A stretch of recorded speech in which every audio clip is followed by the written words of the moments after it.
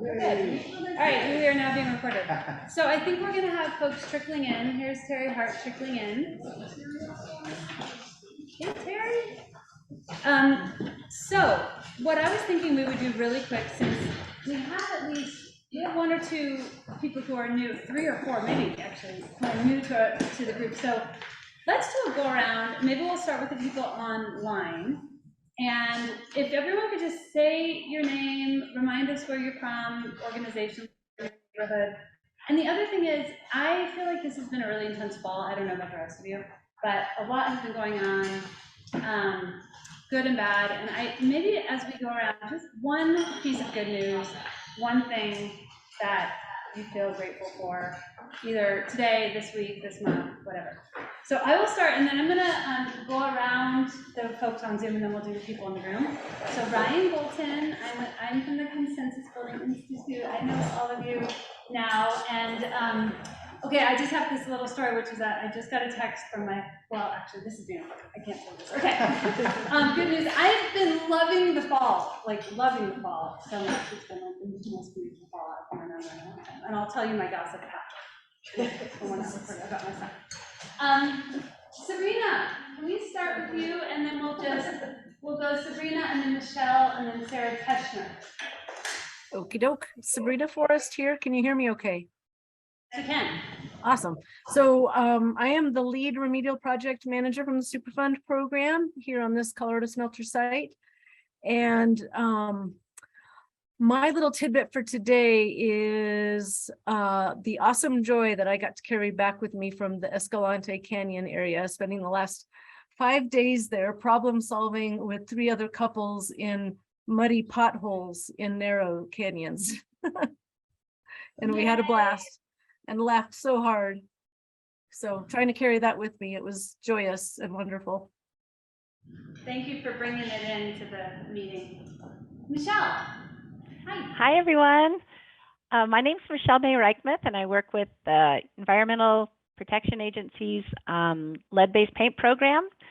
And I am happy to see I have a basil plant in my backyard, and I plucked all the leaves off, but kept the flowers on top for the bees, and they're still coming. So that was nice. So I can eat the leaves and they can get the pollen. Thank you. That's awesome. Sarah Teschner, and then Sarah Graves, and then Jamie. Oh, no. Okay. Yes, go ahead, Sarah. Yes, I'm Sarah Teschner with EPA. I'm a hydrogeologist. And the full moon this month, which sort of split between Saturday and Sunday, which night was closer to full, but it was really amazing. And I actually got to camp at Bar Lake State Park, which doesn't actually have camping, but for some reason I was with this group and we were allowed to camp at it, and it's a bird sanctuary. So it was really cool. Yeah. Thank you. Sarah Graves, and then Jamie, and then Velma, who just joined. Hi all, I'm Sarah Graves, the other Sarah. I'm with the state of Colorado, so I'm the project manager on the state side. And I am very grateful this month for my new brother-in-law. My sister's wedding was a week or so ago, and so he's been around forever, but it's official now. So. All right. Thank you. Hi, Velma. We're introducing ourselves and saying one piece of good news from your life lately. One piece of good news, what? Just one piece of good news from your life, personally, professionally, in whatever way. Oh, let's see. Well, I'm Velma. And for those who don't know me, I'm in public health. I'm in MD, MPH in occupational environmental health. I'm a member of the CAG. I live here in Pueblo.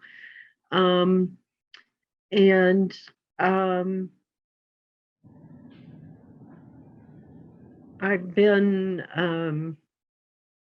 up to my earlobes with stuff going on lately with events and activism. And so I guess I'm grateful to be able to do that. and Yeah. to have so many good people to do it with. Thank you. Wait, can I add one thing for Velma? Please. She was featured in an article in Colorado Trust, their publication, which is Collective Colorado. Very nice Thank you. article about her. Can you send it to us or to me Yeah. and I'll embarrass her? Yeah.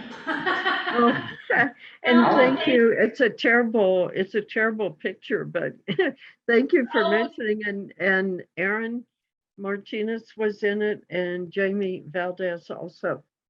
So two other Pueblo folks, very well spoken in the article. That's so cool. Thank you. Thank you for mentioning it. Yeah, thanks, Aaron. I lost my place, but Kathy Garcia, Charlie Partridge. Yeah, go ahead. Jamie, and then Jamie, sorry.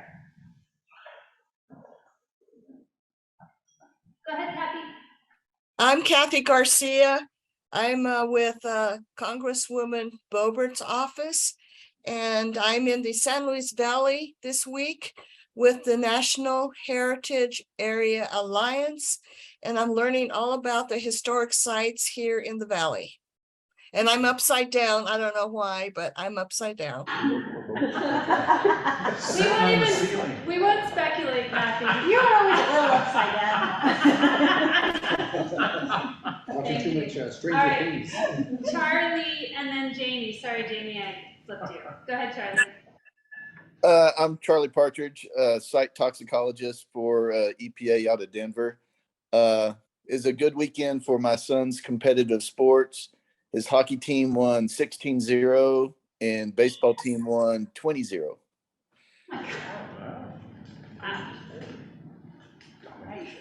That's not fair, Charlie. Hey, it was against Isn't there like a Cheyenne. 10-run rule or something? Gosh. No, not in competitive. Yeah. All right.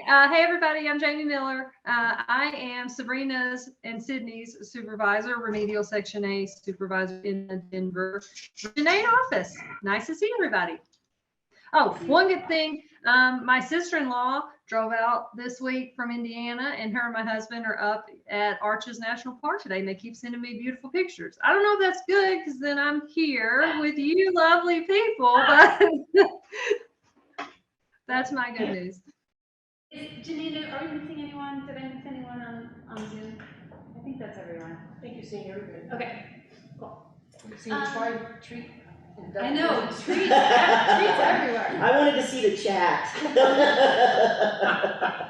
Let's start in the room, and everyone's gonna have to speak up a little so that the owl can hear you, but I think as long as we speak one at a time, it should be good. And Tony, let's start with you. I'm Tony. I'm with PDPAG, part of the lead team. I'm kind of new, so I'm really excited to be a part of this and see what everyone has going on with the Superfund site. And one exciting thing, I guess, I'm just excited for Halloween, as always. I'm glad someone mentioned Halloween. Yes. Go ahead, Taylor. I'm Taylor. I'm with PDPHE as well. I'm still fairly new too. And then one good thing is I bought the truck I've always wanted.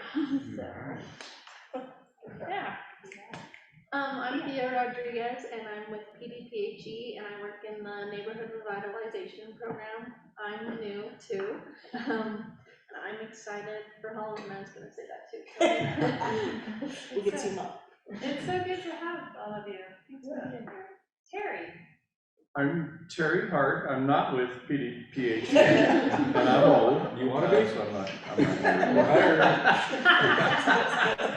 I'm a former county commissioner. These folks used to work for me if you had worked when I was a county commissioner, but welcome. Thank you. But I'm not a county commissioner, so you can say whatever you want. Good news. What's good news? Oh, something happy, is that what we're doing? Yeah. No, that's what. I broke away yesterday and drove up to Salida and had a beautiful drive up and a beautiful drive down. If anybody hasn't been up into the hills lately, the snow's on the highest peaks, everything's green in the valleys, and the aspen are turning. It is gorgeous. So if you can, right now, go up there. In the dark. Trick Swami with SKIO. I'm the technical advisor under the task program for EPA, so I'm a contractor. And one good thing is that despite 2 nights of frost warnings, our cover over the outdoor tomatoes has worked, and we are still going before they get dug up and moved inside. The race against the frost. Hi, I'm Sydney Chan. I'm with EPA. I'm one of the project managers on the Colorado Smelter team. My good news was I went to Colorado last year, right around this time, and last weekend I got to go up to Aspen for the first time and hike around in the marine gulls. It was beautiful. Beautiful. Very cool. It's like the perfect time. Hi, I'm Beth Archer. I'm a community involvement coordinator on the Colorado Smelter site. I think y'all know me. My good news this week, I have a cat and she has this automatic feeder that drops food for her, but she sticks her arm up in it until she like scrapes the skin off of her arm, so it's not great. And I finally put a box over it so she can't do it anymore, and I'm very excited. I love your cat. She's so good. I'm She's into your wild. cat. Yeah. Hi, I'm Jennifer Harrison, and I'm with EPA Region 8. I know a lot of you, but happy to be back here. I'm happy that I'm back here not wearing a mask. It's really nice. And for those of you who remember me, I was the community involvement coordinator before Beth, and I'm doing work that's related to lead coordination for our region after doing some work at headquarters on a detail, and I'll be talking about that a little bit more later on tonight, but great to be here. Hello, I'm Paul Renfrey. She didn't give her a good news, did you? I'm happy to not have a mask on. Oh, that was it.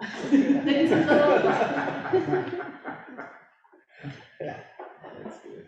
Hey, I'm Paul Renfrey. I'm a resident and property owner in the Grove, and I'm a member of CAG. And my good thing is I was up to Mount Princeton last week and soaked in the hot springs and checked out the leaves, and yeah, it's beautiful up there.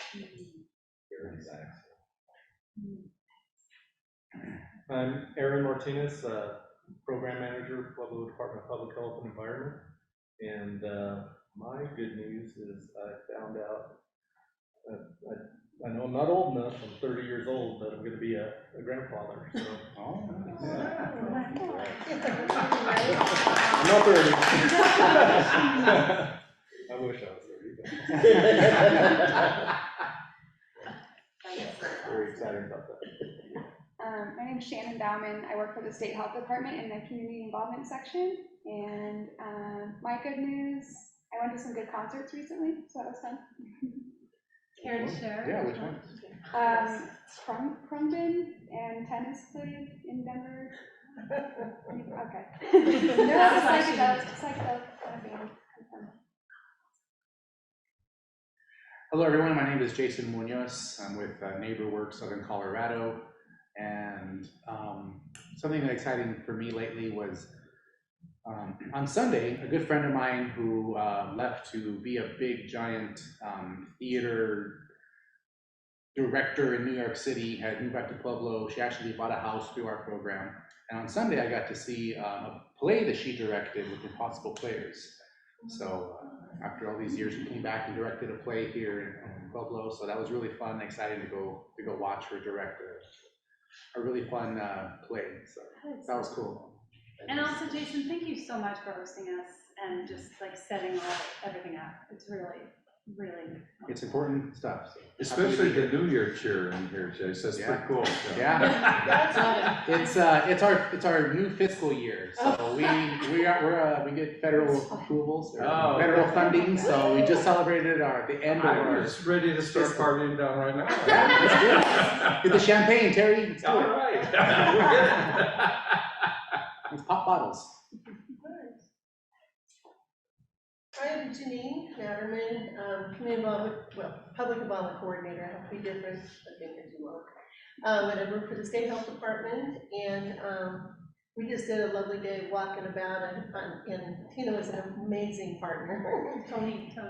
Oh, I'm sorry, Tony. I said Tina. It's okay. It's the battle tomorrow. You don't have to go back to the Grove, just go right down the street. But one thing that did happen today, I go for the simple pleasures too. And I'd never seen a tomatillo plant. And so I walked over to this thing, you know, thinking this is like an angel thing going, right? And the first one I touched was hollow. And I was like, what is this? And the next one I touched, I realized this is a tomatillo plant. So now I know they grow here. Yeah, but It can happen. yeah, it can happen. And there's some healthy ones on there. They're cool plants. She tried to steal one. It came off like accident. That's what's happening today. Just kidding, she left it there, she's like, oh no, it came off my hand, she like set it on the ground all nice. I shouldn't be taking it. Well, thank you everyone for indulging me. I feel like it's nice to check in every now and then and hear what's going on with everyone. Thank you. Okay, so tonight's meeting is, we are going to do a couple things. We're going to talk about OU1 last call for Operable Unit 1.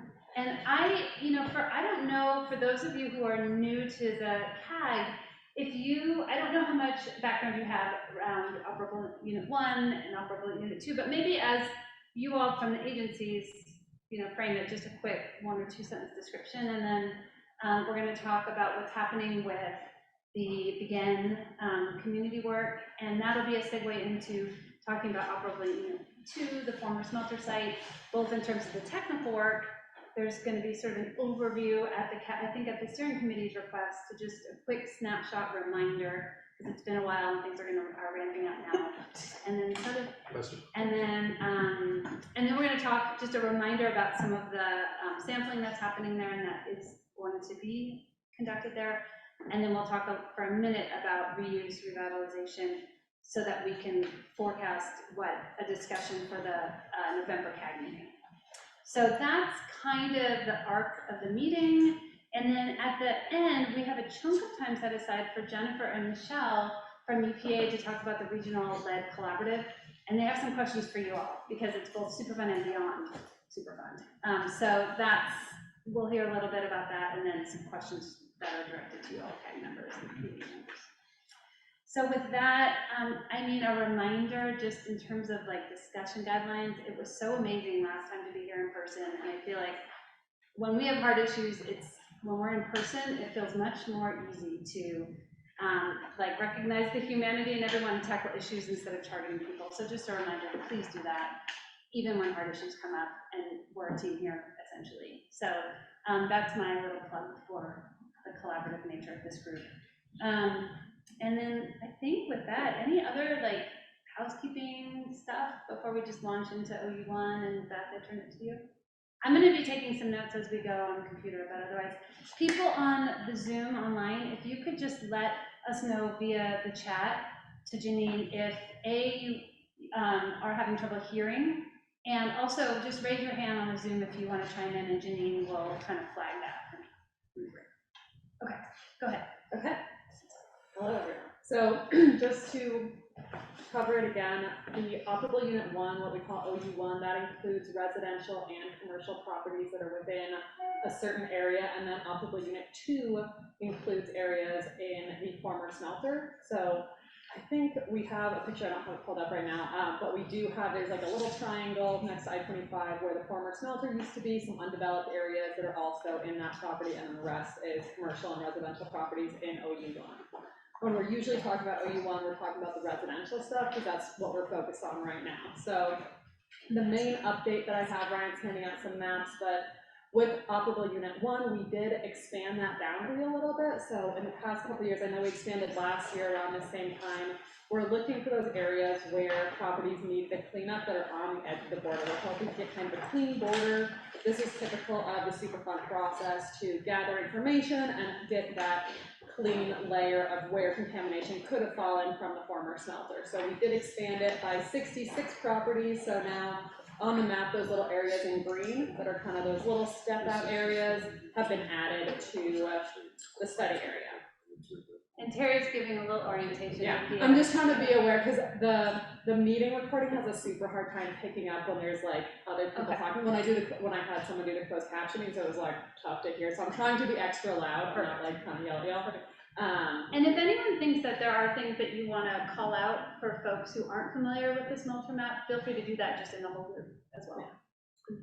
One thing that I'll point out is that the OU2 is only showing right now for the smelter site. And when we've looked at it in the past, it's included other properties. Has that changed? So the thing, because I know Terry, I sent you a map that had like green and blue, and part of it was the green is operable unit 2. So the reason this defines like community properties, and it's very broad, but those undeveloped areas are still part of OU2. They're just not pulled out on that map. It's just the different maps that we have. I don't know, Sabrina, if we want to change that in the future on our maps, because it is a good point.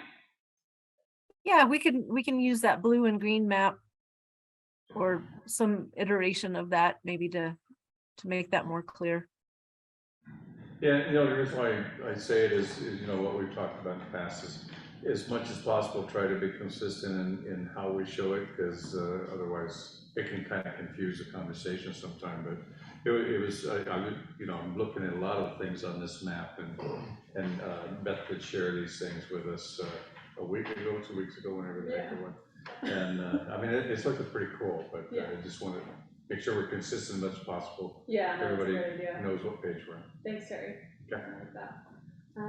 Let me see. So next I have the status of the sampling and cleanup in the residential area. So I usually give percentages, and since we did add 66 properties, the total number of properties that we're looking at for sampling has gone up, and so therefore the percentages has gone down a tiny bit. So we had gotten to 99% for soil sampling, but now we're back down to 97%. Bummer, but still really close. As you can see, soil sampling, we're really, really close to being done. For dust sampling, we're getting closer. That's kind of the focus of our outreach this week. We're trying to get people to sign up for dust sampling, so we are at 71% for that dust sampling. Then for soil cleanup, we are at 87% done. Very excited now. We're getting really close to the soil is moving along, and then dust is following. We are at 59% for dust. So moving forward, and we're still expecting to hit that deadline for next year of finishing up sampling in the spring and then clean up in the fall. And I think that, the next thing, the last call outreach strategy. So we did have our first last call outreach meeting. I think it was a week ago, Terry and Paul. I don't remember when it was, but we did have our meeting. So I wanted to pass it over to Terry and Paul to kind of like announce the group how it went. My perspective, Pablo talked, but I thought it was good. It was an excellent conversation. There were only I think the 4 of us that were plugged into it. But we went down through and started talking about all of the challenges for outreach, to do the last call, and some of the limitations on of why we have to do it, why EPA has to have a point of ending and a point of departure. And so for everybody that's new in the room, it's one of the things we started talking about at the very beginning of the project. We were very, very worried that people would not totally understand what's going on, so they would not sign up their homes. And then when the federal government with their very large wallet leaves town, it leaves the liability on them personally if they ever need to make any cleanup needs on their property, which could happen pretty easily. And so we're all saying, it's speak now or forever hold the peace. That was a difficult process when we first came out. I'm a politician, so I'll go ahead and say exactly what my opinion was. The chieftain caused us a lot of grief. Basically, I even got one of the top people, the chieftain, say that the main problem that they had with this work was 3 letters, EPA. They just don't like EPA politically. Because of that, we had a lot of mixed messages coming out through the media. The electronic media picked up on it, and frankly, I understood why a lot of the citizens had difficulty understanding what we're doing and saying, oh, gee, sign me up for that. We have cracked through that as best we can, made wonderful progress. The meeting we had basically went over the status, talked about what we still need to do, started talking about who's on the list and trying to identify who locally might be able to go and help knock on doors, trying to get that last bit of confirmation of where they're comfortable saying, yeah, come in and test my property and clean it if necessary. So Paul, that's my 2 cents. Yeah, I think Terry, you covered it pretty thoroughly there. You know, just trying to get the last few people to enlist in this is what the objective is. And, you know, the holdouts have a number of different reasons for holding out. And they may or may not be the actual property owners. In one instance that I just recently found out that it's being rented to somebody that doesn't want to clean up, but the owner cannot force them to be cleaned up even though. So that's a pretty bad situation for you know, the leverage. We don't have any leverage in that respect, so to speak, because there's no vested interest for a renter to go ahead with a cleanup if they're opposed to it for any reason. So, you know, there's going to be a number of people that continue to hold out, and that we won't probably have 100%, but we're going to go ahead and give a good faith effort to go around and talk to the last few people if they answer their door, and, you know, express to them that the benefits, the obvious benefits to you know, moving forward with the cleanup. So that's what we're trying to do. Yeah. Good start. Yeah, I think it was really helpful for me. They gave me some good suggestions on some of the things we could do involving the media. I don't know if you saw, Terry, I reached out to all the different TV outlets to announce that we were doing outreach this week, and Fox actually ran a story, so I think that that's a good tool to use in the future. And there's a little problem, what we discussed, I think, a little bit tonight about the connection between OU1 and OU2 and the status of OU1 versus OU2. And that's a little bit difficult from my perspective, because one thing that I've wanted to promote, and I know a number of other folks here have said, even though they're separate, we understand why you did OU1 first rather than OU2, because it was a more emergent health risk. This is literally where people live. But on the other hand is what we do in OU1 is directly connected with what we do in OU2 and vice versa. So that is part of the discussion we need to get around when we're talking about revitalization and last call. It makes it tougher for us. So. Right. Velma has a comment. Oh, thank you. Great. Velma, please.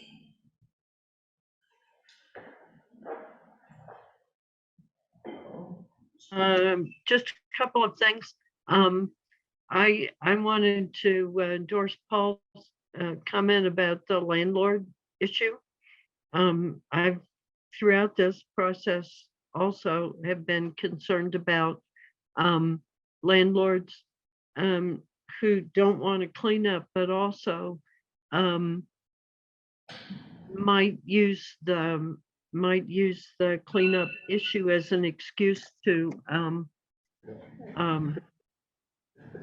put people out of their homes. And especially if you've got a family and pets and kids and everything, that's not easy to find rental space. So I'm not surprised that there are tenants who don't even want to talk to us, because even just talking to us could get them in trouble with the landlord. So I've wondered all along whether there were any I don't know, agencies or organizations in town that could speak to any identified landlords about that. I know we can't force them any more than we can force any other private property owner, but whether there are organizations that have influence with landlords or not, that's something I don't know the answer to, but it's something I've wondered about. And also I'm on board with Terry about the linkages between OU1 and OU2, and being sure that we're clear about that, and that they're linked. At least in my mind, they're linked as part of the overall Superfund site, and I don't want to sort of see them separated from each other, because I'm afraid we'll start to lose track of things. So. Velma, can I ask a clarification question, or Beth, did you want to? I just wanted to respond to what Velma said. That actually came up on one of my meetings with a colleague who mentioned like rental associations, and I did research. There's one Southern Colorado Residential Renter Association. I don't know if it'll be a dead end, but I did find an email address for them, so at least I can reach out. So that did come up just recently, so I like that idea, Mama. Southern Colorado Residential Association. Southern Colorado Residential Rental Association.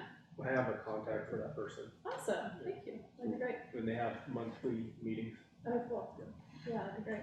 Probably get on their agenda. My clarification question, which everyone may be clear on this, but except for me, but Velma and Terry, when you were talking, and Paul, when you were talking about landlords and tenants, I think, Velma, what I heard from you is this idea that tenants may be vulnerable to being kicked out if there is sampling and cleanup happening in a property, and also that there's a separate concern that tenants could actually block with landlords. They could simply, because they're vulnerable and or because they just don't want it to happen for other reasons, may be able to block it. So are those the same or like two separate but related issues? Am I understanding that correctly? Just for Beth's follow-up on this?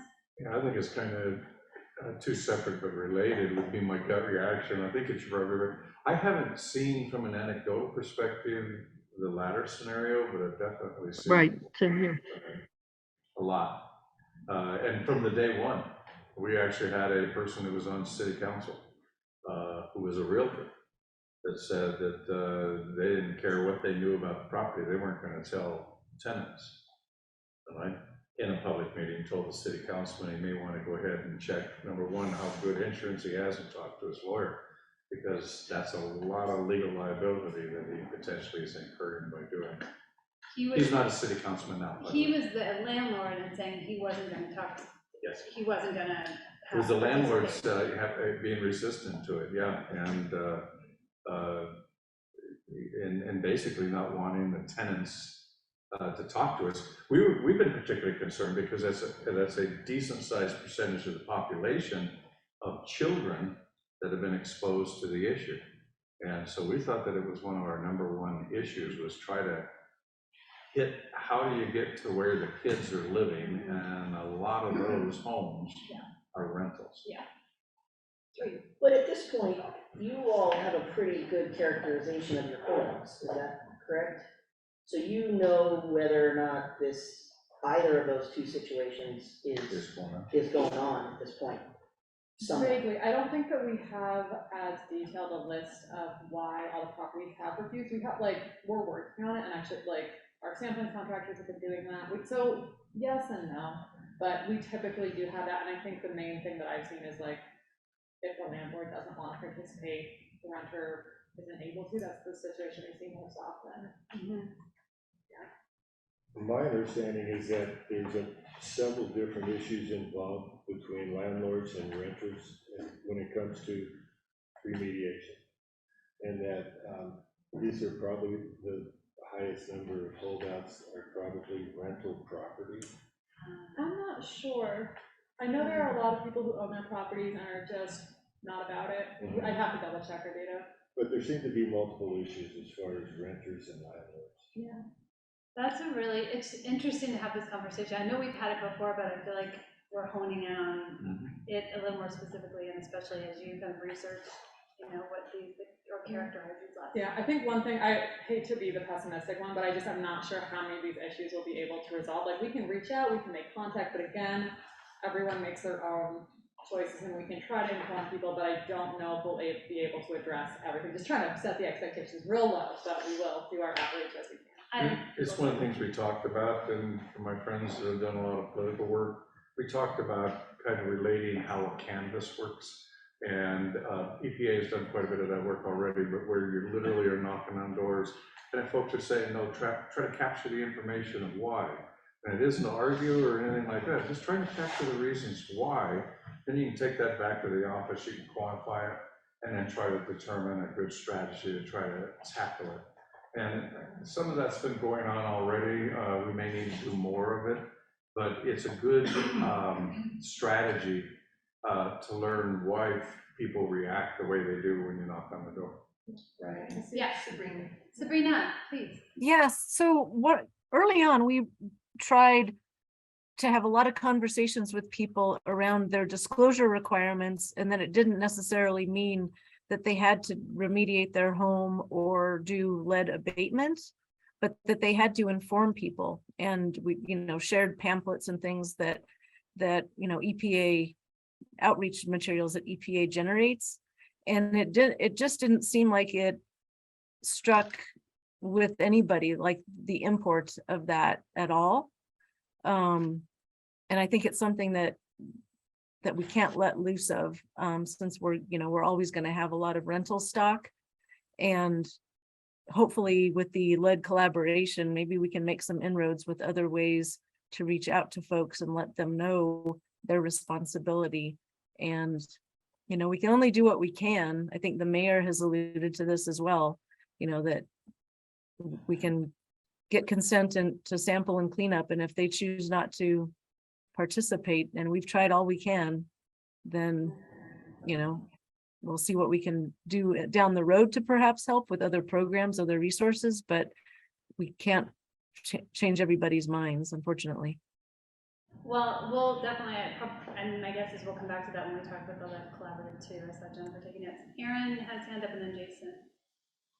Go ahead. Yeah, so today we were out in Eiler's area and a couple things came up that I guess I hadn't been thinking out or thinking about with if they had their outdoor sampled and they don't agree to do an indoor sampling, what's that going to do? Because we did have a quick discussion about that over at lunch, but that seems to be what I saw a lot of today is they've had the outdoor soil tested, but do not want anybody indoors. So that's going to be a huge sticking area. I think we'll have a lot of people that are going to hold out on the indoor dust.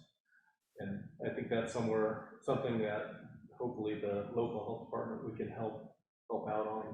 And then what we're doing with the, we'll see what you're talking about with the lead collaborative and what they're doing, but kind of push more of that. But yeah, I see that as a big issue.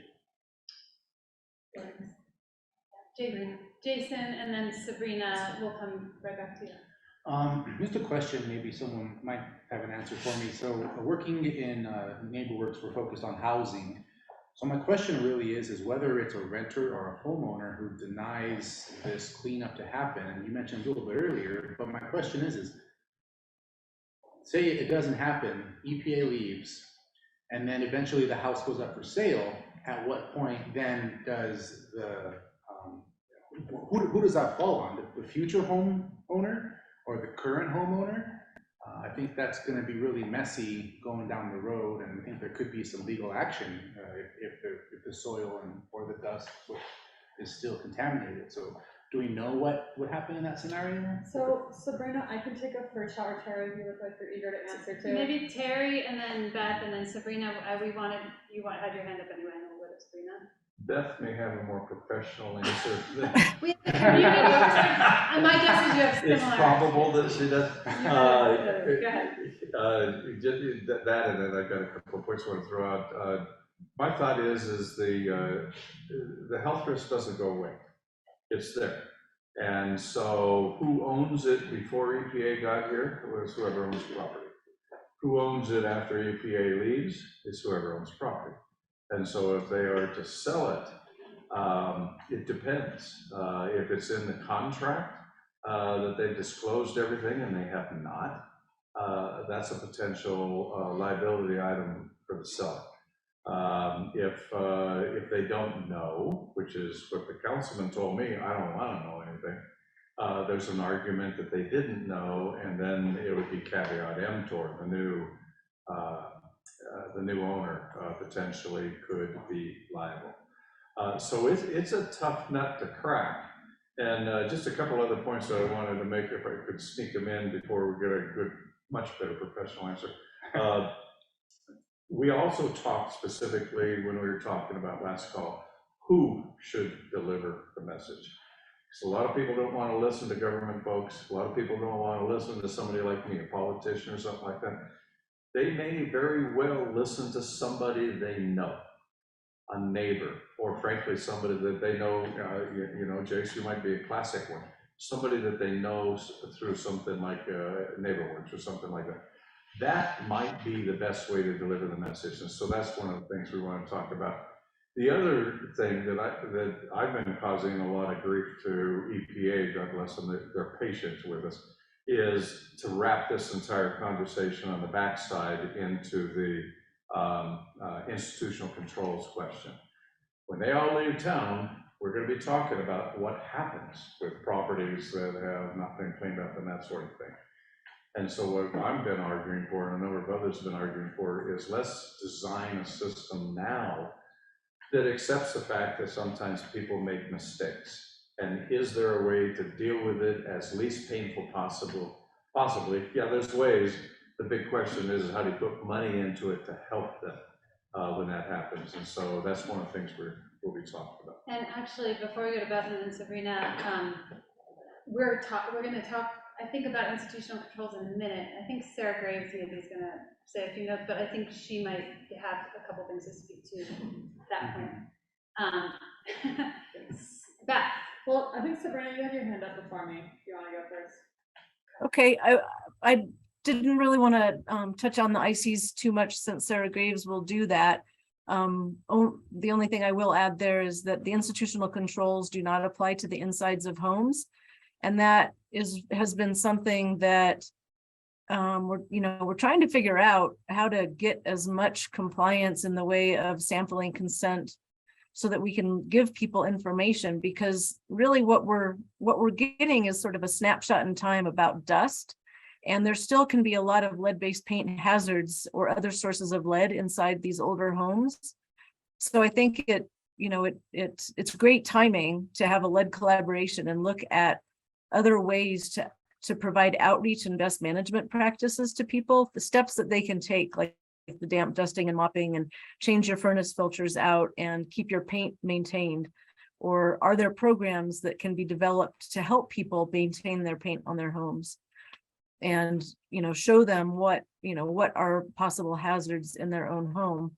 But anecdotally, what we're hearing too, and it's somewhat ironic, is that when it comes to real estate transactions, the lending side seems most interested in folks who have indoor sampling data.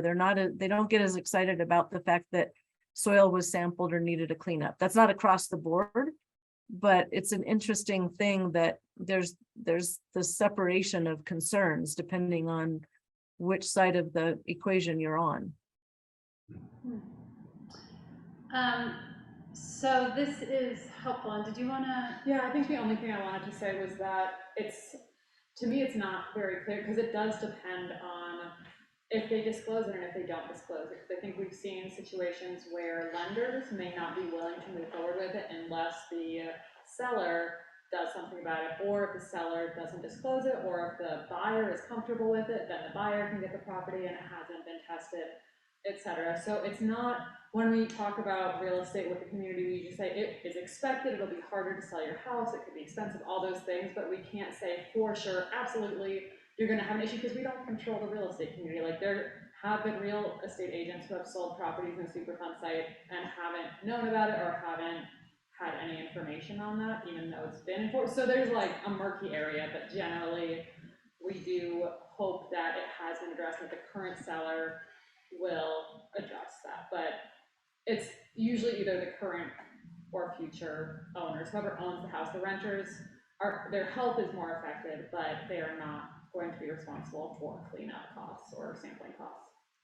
It just seems like a big, like sort of a mess, because you have some properties that are going to be cleaned and some that are not, and then when it does go to sell, maybe we don't disclose, we do. So it just kind of looking forward, and I like Terry's idea that we need to try to prepare and plan for that situation, because I'm sure it's going to happen somewhere. But in the meantime, totally. And you're forecasting our next topic, which is not a new topic, and I think has. I've been involved in the discussion only the last couple of years, but it predates me. So I know that since the very beginning, this has been on people's radar. So you're raising something that I think is very much at the forefront and needs to be. So I'm appreciative, of you sort of like shining a light on it from just a new perspective. Okay, but I do want us to be able to talk briefly about institutional controls and go on. So are we able to do that? And Sarah Graves, are you going to give us the update on institutional controls and the draft ordinance? She's nodding. Yeah. Nodding, that's it. I know, I'm like trying not to, yeah. Yes, go ahead, Sarah. Awesome. So I have a little bit of an update on the ICs. I know that we have some new folks in the room, so whoever has, I won't go fully into kind of the whole back history and everything like that, but feel free to ask me if you have any specific questions. I know that we've talked about the institutional controls piece with this group a fair number of times, like you were saying, Ryan. So the update that I have is basically that we had another meeting with the city folks from city planning and the mayor's office to determine the path forward for that ordinance. So the institutional controls as a whole is kind of just the goal is a city ordinance that for those houses, like Sabrina said, only outdoors that either weren't sampled or were sampled but weren't cleaned up. If they plan to do any kind of work or large excavation or anything like that, then we'll be able to catch those remediations kind of with this ordinance. So the ordinance and the IGA have both been returned after we met with the city planning and the mayor's office in August. Our attorneys at the AG's office made the revisions that we talked about and sent it back to them. So we're kind of waiting for a final response from them, but it seems like the language has all kind of been ironed out. So I know that we've talked about sharing that with this group as well. So as soon as we hear back from them, I'm happy to open it up and we can share it with this group and kind of let everybody know in exact detail where we're at. And then after that, it's a process. We have to go through the city's regular zoning process. It's a new zoning overlay district, which means that we go through the city's process for a new zoning distinction. And so that would be a couple of different visits to planning and zoning commission and also city council. And then there's a couple readings of the ordinance, and then it will be installed by the Pueblo City Council. So that's kind of the update. It's still a little bit of a ways out. I know that planning and zoning process can take a while, but I think it's a really good thing that we're kind of on top of it before we hit all the way to all the soil cleanups being done. We still have, like Beth was saying in her update, a year or so before we get that done. So within that time, we can hopefully get this ordinance in place and then be ready for kind of the long-term future changes that might be made to some of the properties that would be impacted.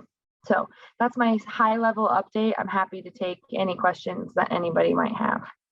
Well, and one thing just to note, when we were talking about this, I think at the recent steering committee meeting, we talked about when the draft ordinance in its current draft form is ready to share with this group, and that you all would share it first with the steering committee, have the steering committee members look at it, and then sort of frame a conversation with the CAG to talk about how you all, any concerns you see, thoughts, implications for some of the topics you're talking about, and we would have a full discussion at the CAG about it. Yes. So is that still? That sounds like a good idea. Yeah. That's what we would like to do. I don't know if that's what's going to happen or not. If Sarah could share that latest draft with everybody, frankly, that's what we want to do from day one. Let's get it to everybody. Have you looked at it? And if it needs to be picked apart, picked apart. My impression has been, my hat's off to Sarah and the AG's office and the Doug, folks like that have been trying to work this institutional controls issue. They've really been very, very sensitive to our local issues, our local concerns, and have tried to be as flexible as the law allows them to be to get this draft put together. That said, it's still a draft. So last I checked, the way local government works in Colorado, the public input is critical. As they get it out to this group, it's the group that's been looking at this, and take a look and see what you think. Yeah, and Terry, that's a really good point as well. Thank you for bringing that up, because the other thing that we've kind of talked about as this gets further into are closer and closer to being its kind of final version is I know that this group that's involved with the CAG is very aware of all these issues, but I think it's a little more likely that as soon as this goes to this planning commission, it might be the first time that folks have heard of this. Some other folks outside of those that deal with it every day, that kind of thing. So the other piece that we wanted to talk with and really involve the CAG with moving forward is that outreach piece as well, and making sure that we can get the word out about the process and do everything we can to make sure that it's not a surprise to folks. So. I agree. Thank you. And doing it collectively, I agree. I think is the best route for us to weigh in, and if we do have any concerns, it gives us the greatest amount of credibility, frankly. So I think so too, and then we can also go back to our neighbors and kind of let them know what's going on. That's great. Sarah, did you want to say anything about what the state is thinking about additional assistance for folks? I know Doug had talked about that and wanted to give this group an update. Yeah, so there's two kind of forms of assistance. I think one of the sticking points with the city was kind of the administrative burden on the planning folks. Once this ordinance is in place and it's years and years into the future, what do we do when someone submits an application for a large excavation? Is that on the planning folks to review and know kind of the ins and outs of the project? And so that's one of the pieces is sort of Doug and I have agreed to an assistance from the state side and kind of a situation where when those applications come in, if it is within this new zoning district, then I'll be able to provide an additional review and some assistance so that the whole administrative burden isn't on the planning folks there in Pueblo. And then the other piece kind of that's a lot less fleshed out is the potential for kind of like what Terry was saying in a situation where a previous owner chose not to clean up and now someone else has it and now they want to put in a new structure. They need to do a large excavation and there's a financial cost associated with this materials management plan that would be required by the ordinance that maybe they weren't anticipating. So we have very briefly touched on kind of opportunities for financial assistance in those ways. I don't know that that's fully fleshed out, but that's something that we're hoping to be able to provide as well. So. Okay, great. Sabrina, please. Yeah, I was curious if we knew any sort of timing when we would be able to share the revised IC with folks.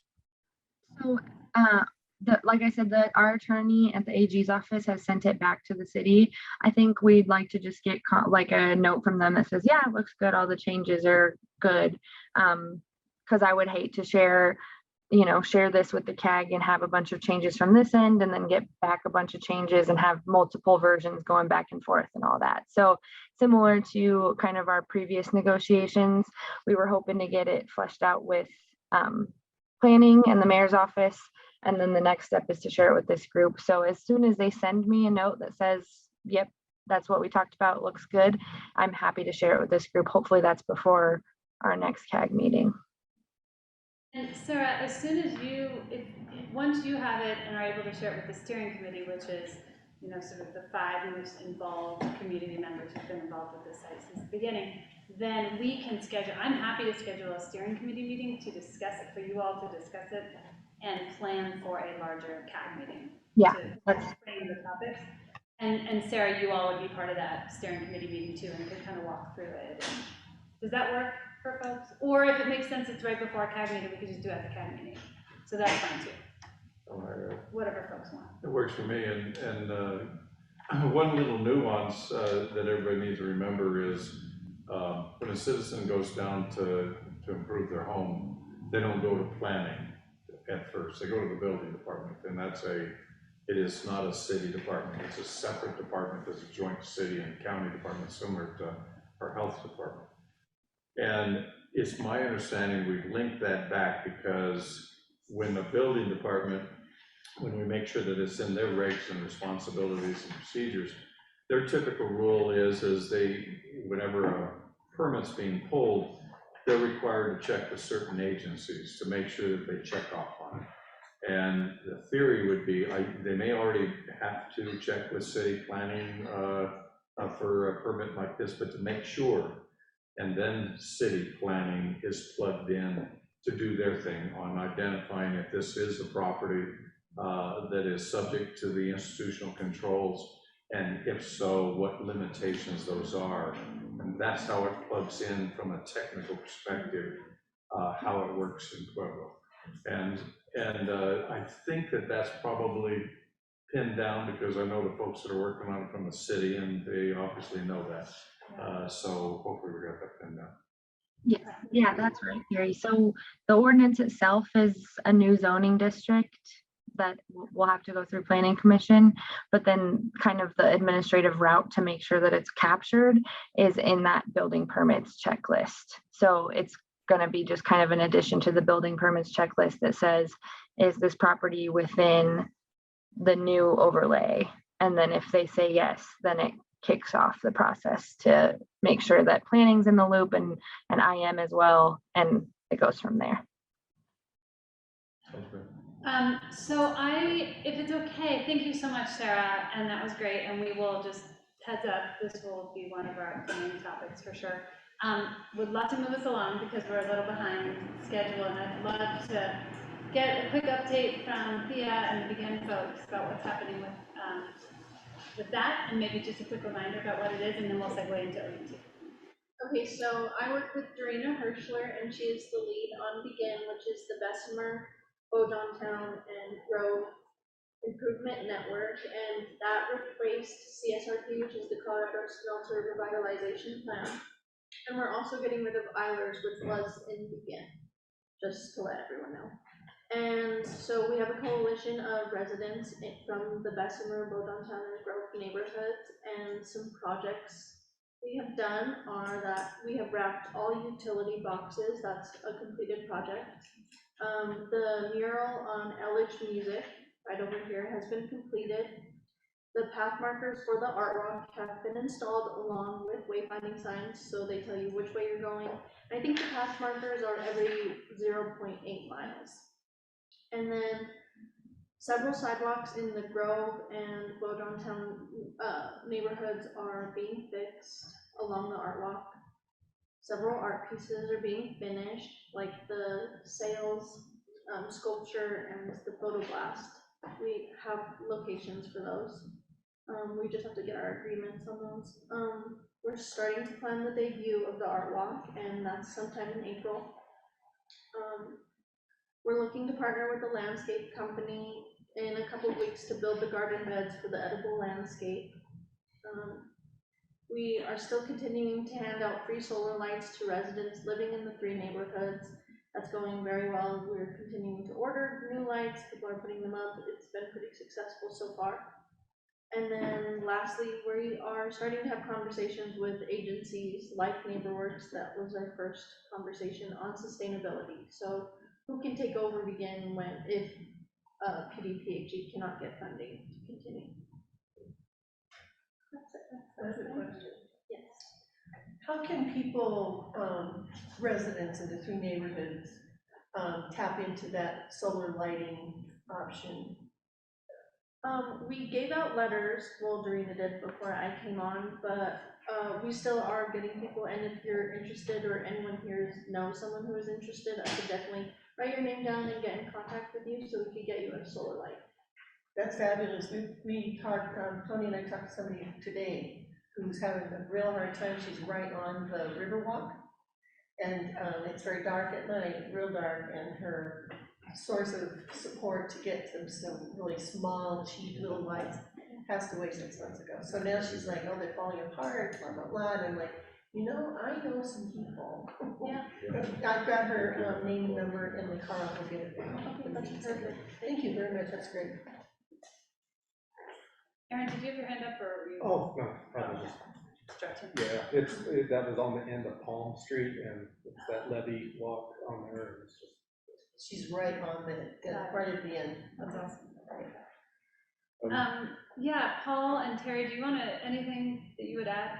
As far as the lights go, they could contact the Grove Area Partnership, which is a neighborhood association, because we've been, kind of helping give out those lights. And what's the name of it again? Grove Area Partnership. Grove Area, sorry. And as far as the revitalization goes, working with the city through the health department, that's moved along pretty good. Our projects have, pretty much all been very successful. They're small in size, but, have helped the neighborhoods and kind of coordinated everybody's efforts and, kind of brought a focus to the area. The health department has been the primary agency to the city that's really worked with the neighborhoods to bring, all the voice for the community. So I really appreciate the health department doing all that stuff. And we would, they really helped out quite a bit. But a lot of those projects are moving along pretty good. We haven't done, really looked at any of the larger scale projects that we were hoping about from the visualization thing we did, so many years ago. But I'm still hoping to do that and trying still to look for agencies that we can find some grant funding opportunities from to, move forward with some, or perhaps meaningful projects in the neighborhood. And the sidewalks, we got these block community grants that we've been able to dovetail with the project of the art walk. And so that's worked out really well because almost through the whole road, we've got the sidewalks being replaced for that whole art walk portion of it. So that's worked out really good. And then getting up to that new levee trail, the trail system in the city is just fantastic. So all three neighborhoods hooking into that trail system is just a real positive thing in the neighborhood. So such good news. Yeah, Jennifer. I'm excited just because I worked on a lot of revitalization work a few years ago. It's just so exciting to hear all the progress. But I just learned something late last week that the Colorado Housing Authority is getting $70,000 from HUD. Did you guys hear this announcement? It's okay if I share it? Yeah, I just learned that they are getting $70,000 for housing for the purchase of surveillance cameras and electronic tools, electronic locks at the housing authority for some of the housing here in Pueblo. So I thought that was kind of cool. So I would share that. Individual houses? It's going to the housing authority, I guess, for them to decide those buildings, how they want to do it. There's surveillance and safety focused. So that's great. Yeah. Anything else on, thank you. And I would, before we move on from revitalization and the projects that you all were talking about, one of the thoughts from the steering committee was just an interest in, first of all, just appreciation for actually these projects that are moving forward, and just keeping them linked, keeping this whole thing linked to the overall revitalization reuse of the whole site. And so people were interested in, at some point in November or an early meeting in 2023, having you all maybe do just a recap, just a refresher of like what was in that revitalization plan, as we're talking about OU2 going forward, just keeping that whole big picture in mind. And so maybe at the end of tonight's meeting, we can discuss that and think about when that should happen. But anyway, just continuing to keep linkages between all of it, I think is what I've been hearing as a priority. Well, kind of as a community, we're real concerned with the future use of OU2. And we want to make sure that the cleanup is up to speed with what the future use may be. So, the level of cleanup will be determined by what we're going to use on that. So we would like, I think, in the long run, to make some like comprehensive plans with the city to see what their plans might be for to use OU2 and with the county as well. Because they're going to end up, from what Terry tells me, taking over Runyon Lakes, and which is going to be an OU2 as well. And so we're, all concerned that, all those properties are maintained for recreational use as well as potential, future development. Yeah, and you just reminded me that you all had talked about actually inviting the city officials to a future meeting, whether again it's in November or early 2023, to have this conversation and make sure that those linkages are happening with the city and county. Cool. Okay, so just keeping that on the radar, but then moving on if we can. So we wanted to talk about OU2 because it's starting to get, starting to ramp up with the funds that have been made available. So Sabrina, I would love to pass this to you. Maybe you could just give us a quick update on what's happening with OU2 big picture. And I know that we had also shared a slide with everyone on my email last Friday with the big picture overview. We've made some printouts for tonight, and maybe we can walk through people through that real quickly, and then it's the orange one. So do you all have that? Is it at the front still? Yeah, I can project it too. Janine's going to try to project it. Sabrina, we're going to turn to you, and I'm going to pass out a couple of copies while you go ahead. Okay, thank you. So I'm going to go a little bit over, what we've been up to and where we're headed. And I think first off, kind of, what we've been talking with you over the last few months about, we're in this contracting quagmire and things take a long time sometimes with that, but we finally got something awarded to modify our existing contract so that we could keep Pacific Western Technologies, the group that has been doing the residential soil and dust sampling, keep them moving forward and start using some of the Infrastructure and Investment Jobs Act funding to move the operable Unit 2 activities up by 2 years. And again, to reiterate, it's the former smelter area footprint, but it does include some of those natural areas. Thanks, Janine, for pulling that up. And so I wanted to let you know what we've been up to since we got that awarded in mid-August. We've had a kickoff meeting with our technical assistance team members at EPA and the contractor. Folks have been looking at existing data, what the planned scope of work has within it.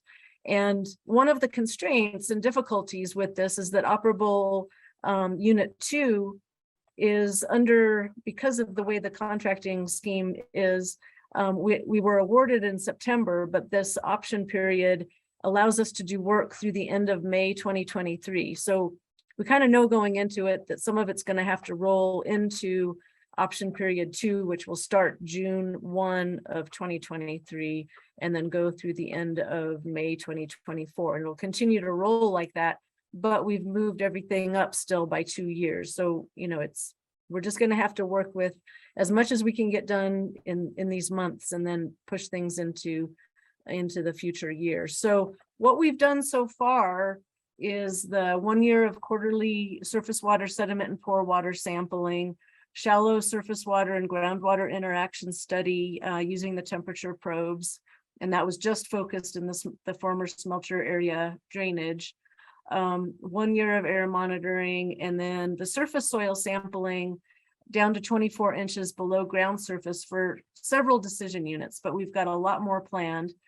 And that includes up to about 130 other decision units that will be sampled in either 1 acre or half acre areas, and using that data to help us refine our conceptual site model.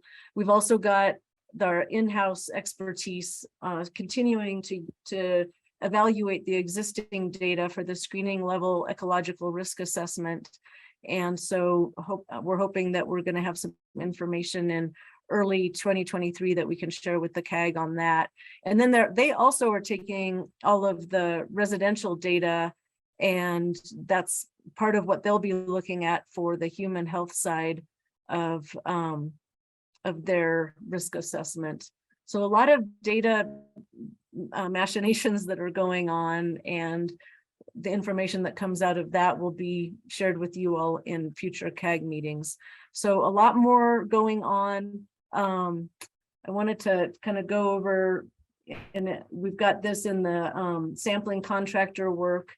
A big part of this next year is going to be continuing to collect deeper soil samples and hopefully developing some groundwater wells from some of those as well. So I think that as we get that worked out with our technical assistance folks, Sarah Teschner and Sarah Graves and others will be involved in helping us identify locations for those boreholes. And then depending on what we see, adjusting or potentially installing wells, since it's ideal if we can do the deeper boreholes and find good locations for installing wells at the same time, as opposed to having to mobilize to do deeper boreholes, mobilize, then demobilize, and then remobilize for groundwater well installation.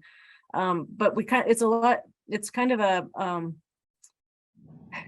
a piece of work that on the ground expertise will help us define the best way to do that. Maybe Sarah Teschner or Sarah Graves can go into that in more detail. But we'll be also doing some more characterization of those undeveloped areas, and up to about 36 samples from 12 areas on the Reunión Lake. And that is also going to require a lot more planning and coordination with the Conservancy District, who we've already got consent to sample from, but also the Colorado Parks and Wildlife folks. They very often get involved when we want to do any fish tissue sampling or other mammal vegetation sampling. They have particular methods and expertise that they often bring to these efforts. And they may have ideal times that they want to carry out this sampling so that it's not too stressful for fish or other animals as well. Or there might just be ideal times because it's much easier to collect samples for those biota. So we will, keep you updated as more of that is going on. But we're right now in just a big planning stage and getting everyone on the same page so that then the contractor can develop their quality assurance project plans and then get into the field to do some of their sampling work. And as data are coming through, then we will share that with you as well. Do people have questions about the big picture of just what Sabrina was just presenting and talking about, or comments? Obviously, this is just sort of a preview and a refresher all at once. Okay. Sabrina, do you want to talk about the Union Pacific agreement? I forgot to, I think that's kind of a general OU2 update, right? Yeah, part of what we've been working on for many months now is were our contractors going to sample the railroad grade that the Union Pacific Railroad runs through from the north to south, from the Arkansas River essentially down to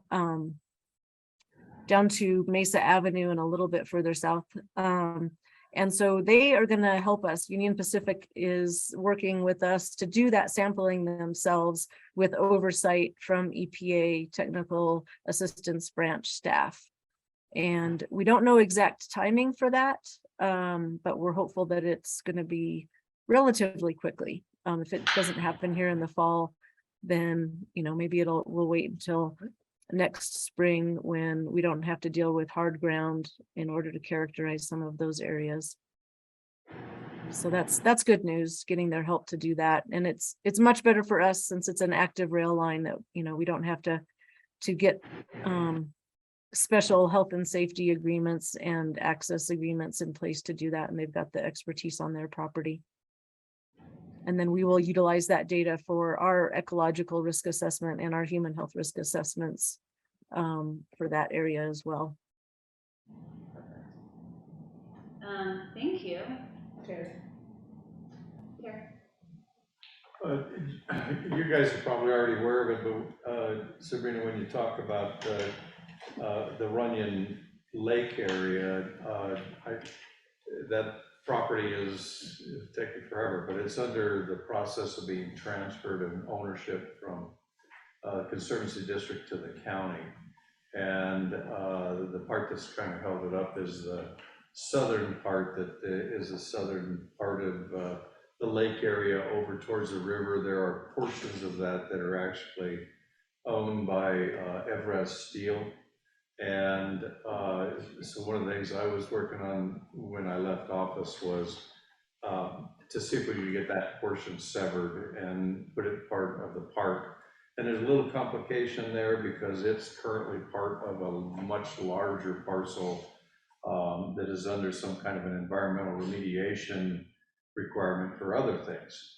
And so we were working to navigate to see if we could get sampling done to show that that particular pollution concern didn't apply to the portion of land that was to be proposed to be transferred. All of that said, this hopefully will be going on while we work through our OU2 process. So ownership could change. The Conservancy District wants to sell it, county wants to buy it, and is just working the details out. Okay, do you know if there's a contact with the county that we should work with? Yeah, there's a couple. One is the county attorney's office. They're the ones that would work. Gary Rosso, I think, is the one specifically, the contract attorney that's working on that. And then, what's, quick, I forget so quick, Mike, I forget what his last name is. God, I hired him and I can't remember his name. If I remembered his name, if you buy me a beer, I'll remember his name. Chances are good. And then I'll let you know. Anyway, he handles those projects. Sabrina, next steps. Yeah. All right, I'll be in town tomorrow, Terry. Okay. You can buy me a beer, or I'll buy you a beer. All right, cool.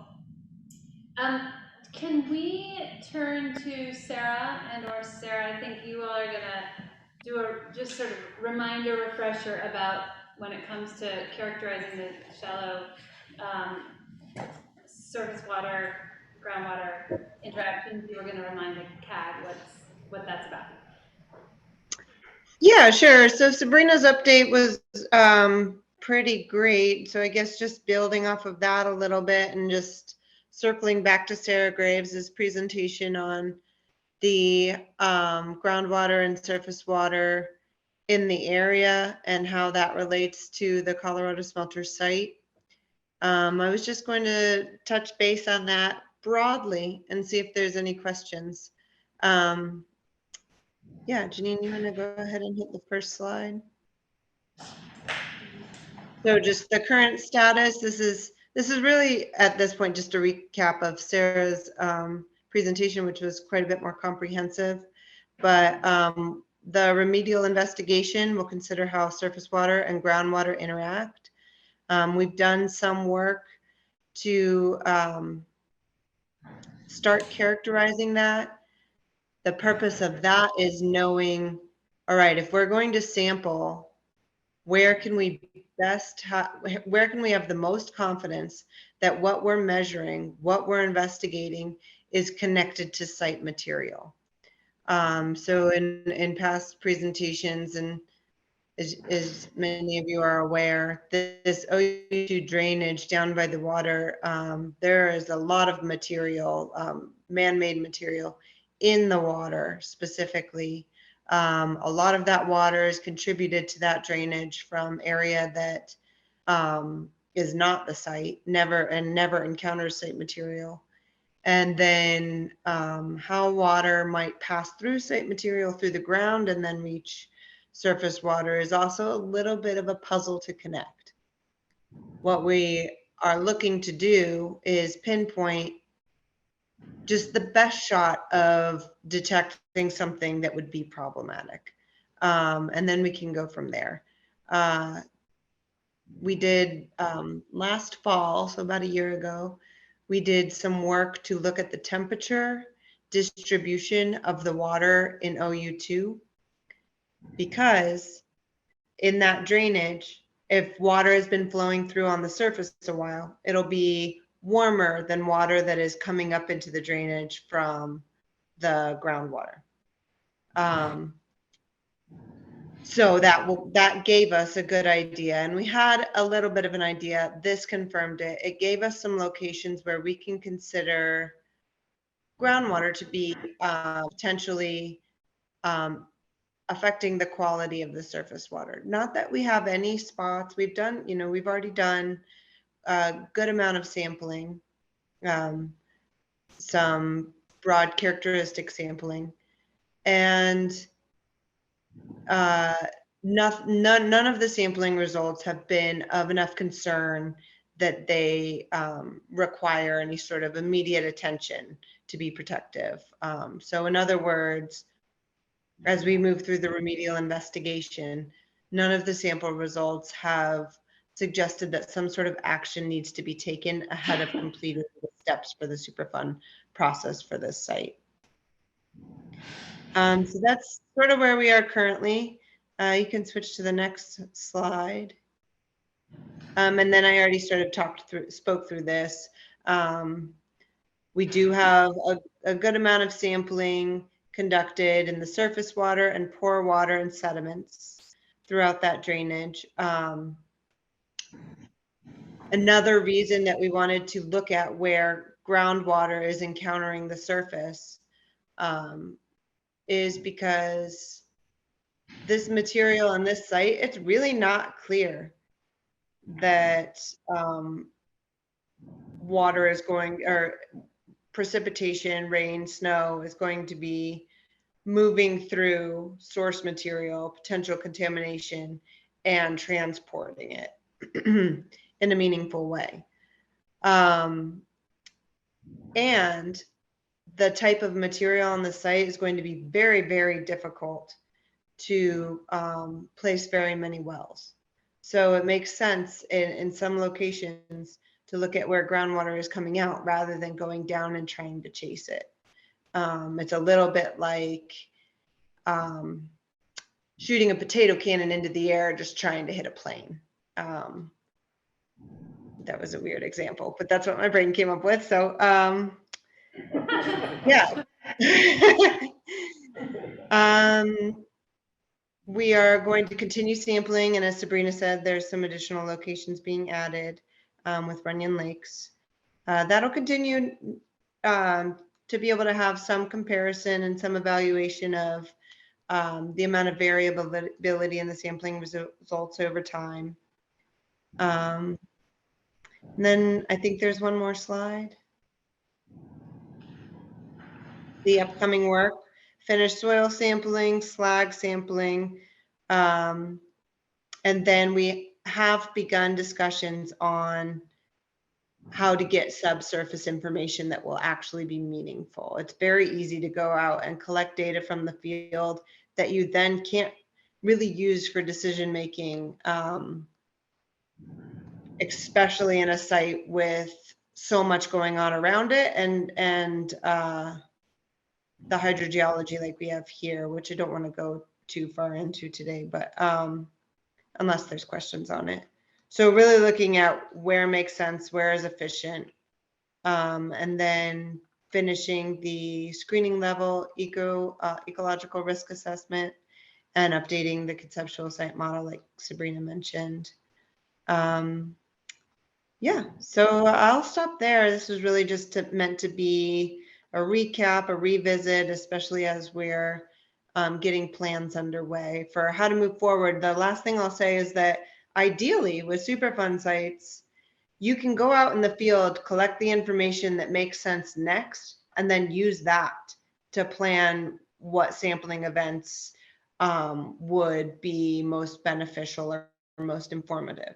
So you can do it in a stepwise process. We call this adaptive management because you're able to adapt your approach based on what you found last time. A lot of the times that's tricky at a Superfund site due to how funding comes in, rig availability, or like field equipment availability. There's a lot of logistical parts and pieces that can make that a little bit tricky. in this case, I think we're going to strike a really logical and effective middle ground of making really good use of mobilizing to the field, but also doing it in a stepwise way so that we can collect, you know, the next set of information and then make a more robust sampling and field investigation next step based on that information. So that's sort of my impression of how things are moving forward here, which is kind of ideal. Thanks, Sarah. So I think, I mean, again, that wasn't intended to be a deep dive, but it was intended to be a bit of a refresher and a reorientation what's happening with OU2, what's going to be happening with OU2. Do folks have any questions, concerns, knowing that this is still high level and we'll have more technical specific conversations to come?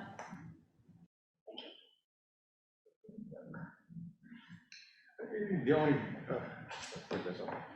this is rules. The only thing I can think of is, you know, future presentations or at least information on, you know, the stuff that we've seen in the past, but just updated as we go of where the samples were taken, what depth, you know, what time of year, et cetera, and what was learned from it, because I know that that's been a big debatable issue here at the CAG, is whether or not that is seasonal, and whether or not, if it is seasonal, whether we're capturing it. So in other words, is it seasonal how much there may be surface water interacting with groundwater? Is it seasonal on how high groundwater levels are? Things like that. And I know that we've had presentations on that, a lot of discussions on it, but I know that that was a continuing concern and issue on the water transport question. And obviously that we still had a lot of questions that came up from CAG members on whether or not there was air transport. But that, bless you, Beth. So, she didn't put her card up when she did that. Anyway, You just sneezed just as you said air transport, though. Yeah, it was good timing, wasn't it? Yeah. And anyway, all I'm thinking, and I don't know for sure we need more presentations, but as much of that data that could be simplified and produced, I think that would hopefully address the questions, or at least make the questions more specific as to what we know. Great. Maybe just like a real nice illustrative handout to have handy for people as we're talking about it and giving updates. Is that sort of an illustrated handout? I was going to ask, to that point, Sarah and Terry, is it, I mean, tonight we did something a little new, which is that we printed, I think at Velma's request, we printed a couple copies of the presentation. We also are projecting them while we talk about them. Do both of those or either of those help? And would you like to see that in the future? I would take thumbs up and head nods. So I think that is helpful. Yeah. Yeah, I agree. Maybe a little more specificity on the results of the testing, rather than they did not need expedited remedial, but what were the levels and how did they match up to acceptable levels? Sarah, did you hear that? Does that make sense? Okay, and knowing that it's yeah, and we have done with so there is a balance, because that level of presentation can take some time. We have done it in the past, and I do know that it can be useful to kind of have a periodic update. So I guess the CAG can just sort of decide how best it wants to use its time in that regard. And then, of course, once as the remedial investigation is being completed, that will be another way and space to have those discussions, and it'll be a very obvious place to really sort of dig into that and try to make that really clear. Yeah, that sounds great. And I think we can check in, to your point, Sarah, about checking in with the CAG about how much detail, you know, here's the sampling that's happened, we can provide this sort of range of information. What do you all want? What makes most sense? If we do this range, it's probably going to take X amount of time to really explain it and do it justice in the way that, you know, Sarah's going to want to do that. Treat. Yeah, just keep in mind too that sometimes we have found that it's hard when the information is shared before it's really ready to be shared. So I would just caution you all that I've seen a few times where they've shared some preliminary results that aren't really fully vetted and fully sort of laid out, can sometimes cause more confusion than answer questions. So I would just kind of throw that out there, that when they've been able to sort of have the more comprehensive study or report that they can share and sort of show all of the background and all of the information, and then that's something, for example, that I can take a look at too and help give information on. It seems like sometimes that gives you all a little bit more something to dig into than when they come and show some preliminary results where it raises a lot more questions than it helps. So I just want you all to think about that, what's helpful for you in terms of that time that Sarah's talking about, that it takes them to lay everything out, and does it really get at any of your concerns? Yeah. So that goes, yeah, I think that's a great point. So it all goes into the calculus of what all want here, right? Yeah, and I personally get that, because, you know, there's reasons for not publishing things until you're done with it. But one of the issues that we've been working on is having the ability to have input. And so I wouldn't want to defeat that, because one of the things that you know, we're used to as a local residents is seeing something where the work's all done, here's a publication, and it's just put out there, and it is what it is. And they go, wait a minute, I want to question it. And you never had a chance to question. I totally understand what you're saying, but we need to figure out how to still allow for that interaction. The other thing that we see is say, okay, here it is, you got 30 days. We've been working on it for 5 years, but you got 30 days. Tell us what you think. And I want to just step in here because I think this is a longer discussion. And Charlie, I see your hand up too, and you may want to chime in now, but I honestly think that, because I think there's a question about where can the CAG have influence versus ask questions. And Brian, can I add, I think one thing that we have talked about with Terry, I'm a little confused because I know we talked about this a lot, and when it comes to sampling, that's not really a place the CAG gets to have input. I know that the CAG wants to have input, and I'm not trying to be the mean person, but I don't think that that's a place where we can really do a lot with your input. We can take your input, we can say that's awesome input, but we can't really do a lot with it. And so I just want to be clear that I hear you, and I'm not trying to be argumentative. I just did want to pounce on that, and I know Charlie's waiting, but. So, yeah, and that's exactly what I was talking about, is this question about like when we're talking about, okay, we may have some information to share. This is not information where it's subject to input, but we can share it. I just think that conversation we should put off because I really want to get into the topic that Jen and Michelle are going to talk about in terms of the collaborative, and we're running out of time. So, Charlie, do you want to quickly chime in and then we'll move on? Yeah, no, I'll keep it short because I think Treat really kind of captured my main point. So I won't belabor that issue other than, you know, really the risk assessment is really kind of the best place where it's all put into context. But I think Treat put my points into words pretty good. Perfect, thank you so much. All right, so this is not the last of this conversation, but it's a good heads up and sort of preview of coming attractions.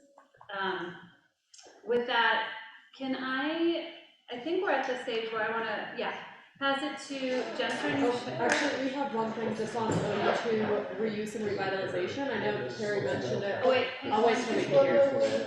Paul, so sorry, but the people online won't be able to hear. Oh, Terry and Treat. Everyone's devolving. What's happening? I think there needs to be more conversation around this. I know. So Okay, so one thing I'm hearing is that we need more conversation around.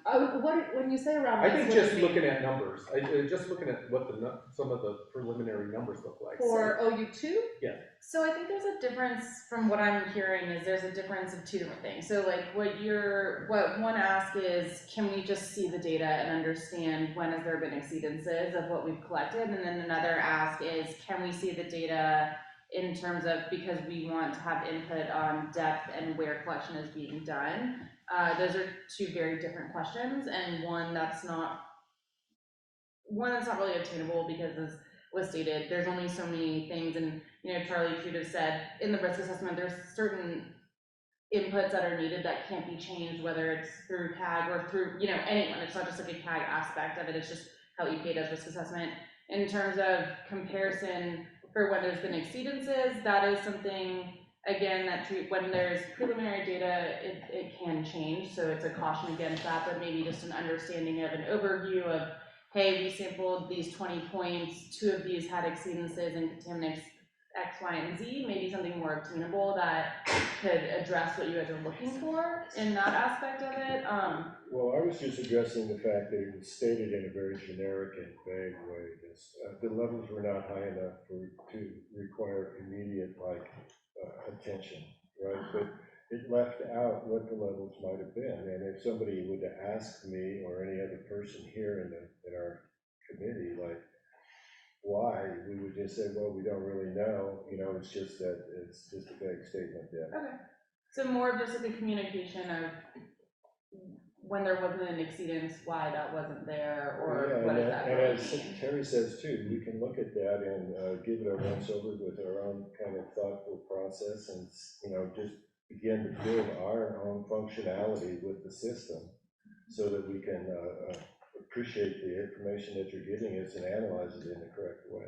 Mm-hmm. Yeah, and there's I think that was kind of a succinct summary of what I heard, that this idea that instead of sort of a generic statement about nothing gave us concern, a little more meat so that folks here can describe, here's what we heard to your neighbors, or that you can understand it yourselves, you can ask questions, you can dig into it a little bit and schedule some time to discuss it, weighing that, understanding that there's some limitations to how much you can discuss before you have the comprehensive risk assessment. Right, because part of the reason to have citizens in this process is to go back and be able to discuss it with our neighbors, as well as, participate in a meaningful fashion in the process. Mm-hmm. And we're building our own background as we go through all this stuff. And there's always different citizens participating, because, I haven't been here the whole time, and there's been people before me, and there'll be people after me, so. We just need to keep the continuity there so that the community has some way to stay informed. Thank you. Okay, well, thank you for whispering among yourselves so that then you can say the wise encapsulation that just said. Are we good to, you wanted to say yeah, last thing on OU2, well, I guess before we move to Jennifer, I just wanted to mention OU2 reuse and revitalization. And Terry, I know you always say you want us to move OU2 with OU1, we'll see how that works, but I hear you, I hear you, and we are practicing. I'll say it again. I got it. I can say exactly what I got it. We are working on OU2 reuse and revisioning, so we have started talking with our contractors and kind of planning that out, like who are the players who should be involved. So just wanted to throw that out there. I know we keep saying it, just wanted to toss that out there, and I don't know if Sabrina, is there anything more on that? I just thought we had a bullet there for that and just wanted to briefly mention it.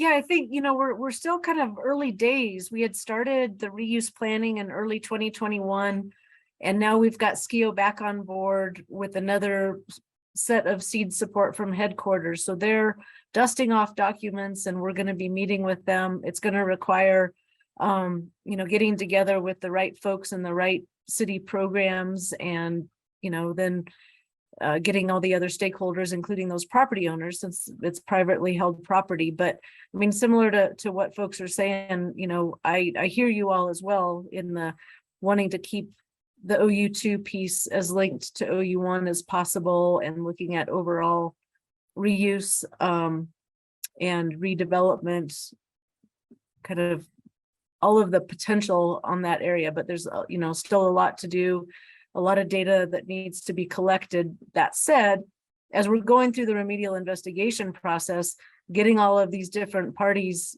to the table to see like what are the possible end uses out there, so that we're thinking about the right kind of data collection for those end uses.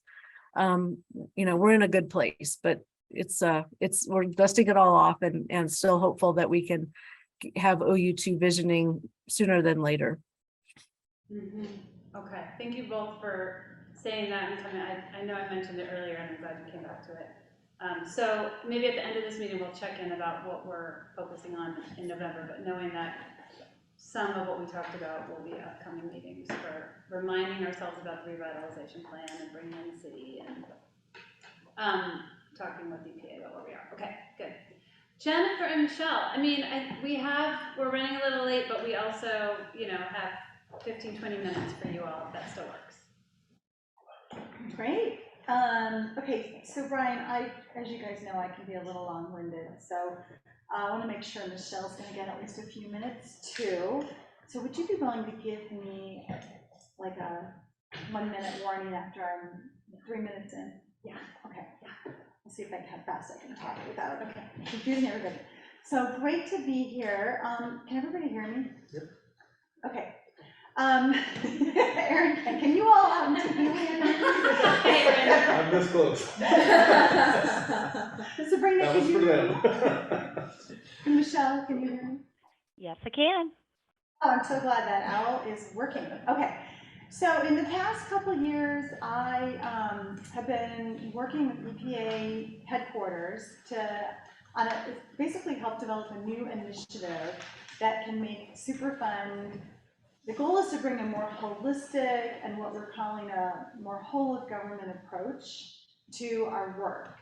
And then in the last several months, I've been working to try to do this in the region.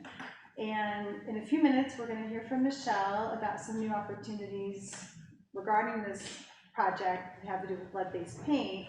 But the reason I wanted to come down tonight and be at the CAG is I want to discuss the collaborative project, and then we want to get your input on what you consider to be the biggest concerns with lead outside of the Superfund site, okay? So yeah, next slide. Great. So we've known this for a long time, that there are other sources of lead that go beyond the mining site. There's lead-based paint, lead in drinking water, potentially, lead in consumer products. People can encounter lead in their work, through hobbies. Superfund recognizes that, but as you all know, it's hard, based on our funding from Congress, it's difficult for us to use Superfund resources to address these other sources of lead. So the reason that I got to work on this project at headquarters is that there was this recognition that, hey, what can we do? Maybe we can't bring funding or do this work through the Superfund work, but we need to get out of our program silos, if you will, and try to work more collaboratively with other agencies, with local health departments, with state health departments, other federal agencies, to see how can we bring a more holistic approach, and are there any resources that could help accomplish this goal? So the goal with this new project, this new initiative, is to ultimately improve human health, especially children's health, by reducing lead exposure, and then to collaborate and work with all these different other agencies. And our region had to pick, well, every region around the country got to pick one site where they were going to try to do more of this effort, and our region picked the Colorado Smelter site for a lot of reasons. You guys are not new to collaboration. This has been the theme from the very beginning. So I wish I could say that this project is coming with all sorts of new resources, but, oh, 1 minute, thank you, okay, that's good. But it doesn't necessarily do that, but on the other hand, there are new opportunities I'm hearing about all the time. I just found out there's a webinar October 25th to talk about environmental justice and all the new grants coming out for that. ATSDR just announced some funding. But basically, yeah, the goal is to try to collaborate, coordinate. Let's go to the next slide. I can probably do this in 1 minute. Great. So yeah, that is really the goal. And so far, since I started coordinating on behalf of the region, we've talked to Aaron, PDPAG, I've had a number of meetings with CDPAG, multiple programs at these agencies, well, at least when it comes to the state, Pueblo Waterworks, HUD, HHS, and again, we're just trying to find what else can be done. And then tonight we're here to find out what you all think is should be the priority. But then there are some projects that are currently being planning. You see the bullets there. In talking to Aaron, it's very clear we could do a lot more around blood lead testing. There's a postcard that, thanks to Beth and the local health department, that's being distributed this week as part of a door-to-door effort to try to get awareness that 12 and 24 months, kids should be getting their blood lead tested. We're trying to do some work to assist landlords on lead-based paint disclosures and lead-safe renovations. We could potentially bring a lead awareness training to the CAG or other stakeholders. And then we've got this opportunity for some training, and I'm going to let Michelle speak about that. But thanks to Michelle and headquarters, we were able to get an additional training to one that was going to be offered our region to help certify more renovation, repair, and paint contractors. So, Michelle, with that, I'm going to turn it over to you. Great. Thank you. Thumbs up, Sabrina, if you can hear me. Okay. So as I mentioned before, I've been with the agency for a while. I've worked with the lead-based paint program, and I really appreciate that you all are familiar with the lead-based paint issue in your area as it pertains to older homes that have the lead-based paint on them, and then it may be covered up with safer paint, but over time it peels and chips. There's abrasion and it creates dust, and sometimes it gets in the soil, sometimes it gets tracked into the home, sometimes a young child chews on a windowsill that's in good shape, but their teeth move through it and they expose themselves to lead. There's just so many different ways that the paint gets into everyone's environment. And so I'm going to talk to you today about just one facet of the lead-based paint issue as far as exposure. And in a nutshell, as Jennifer said, we're going to be bringing a free training to the Pueblo area so that contractors that normally do repair, maintenance, renovations on older homes, and they happen to disturb paint, there's a training and a certification requirement that teaches them how to do it in a way that is lead safe. So let's take a look at the next slide, and I'll just kind of explain a little bit of background on what this rule is about. The regulated community is anybody that's been paid to do their job in maintenance, repair, renovations, and they disturb paint in an older home. The RRP rule is the renovation, repair, and painting rule. And it was put in place because if you look on the left side where the little teddy bear is, someone's renovating a wall. They've moved through all layers of the paint, and now you see it on a cloth tarp. You see some dust and chips around. You also see a child's toy in the area. And so we wanted to focus on not just the paint that's peeling and chipping or abrading, but what if the paint is in great shape? Like, you know, the paint next to that big hole in the wall looks pretty good. It's not peeling or chipping until it's disturbed.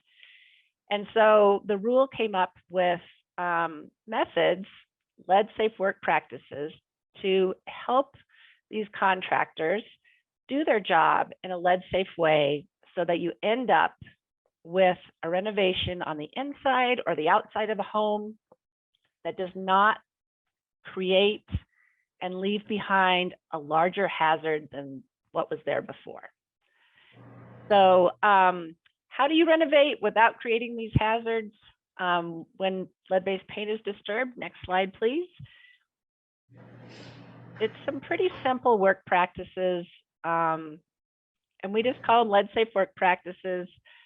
In general, it's just remembering the importance of cordoning off the area so you don't have family members or neighbors walking in and out around the work area, whether it's in or outside of the house or home or childcare.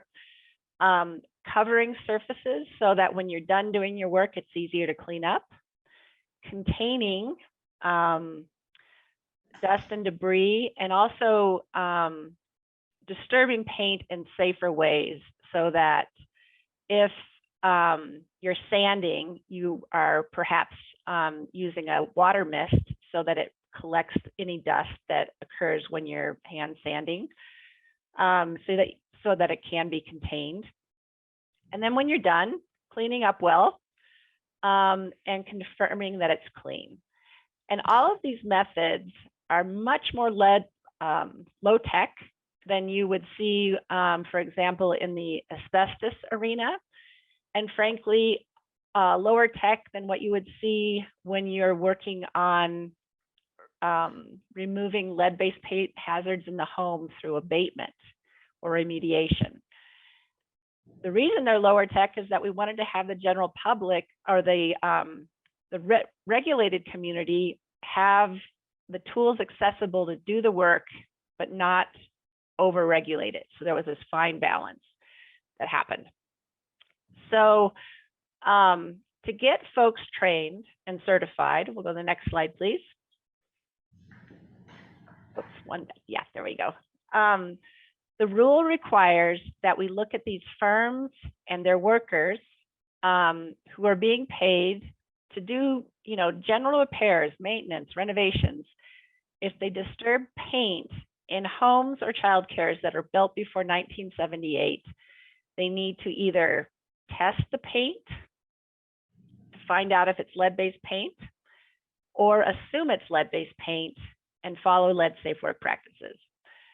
And so we ask that the firms get certified by EPA. They'll get a lead-safe certified firm logo that you see there, and that on every job, there's a renovator that has been trained and certified, so they know how to oversee the job, so that all the workers on the site are doing their job in a lead safe way. And it can be, covering the HVAC vents so that you don't fill them with dust, wrapping up all the tarping that you put down so that you leave a clean area behind, vacuuming with HEPA vacs when you're done, etc.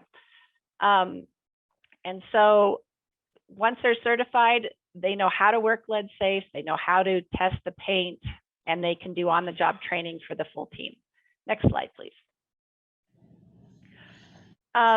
The way the rule is set up is that EPA accredits trainers to offer this training course. We call it the Renovator Initial Certification Training. And trainers charge a fee and have individuals come in for an 8-hour training. There's some hands-on exercises and a test at the end, and then they're certified. What we did is we're offering this free training so that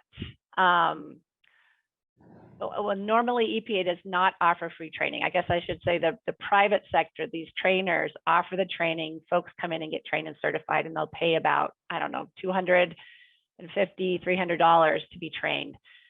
So we are paying for one training in the Pueblo area on December 5th. It's coming up in less than a month.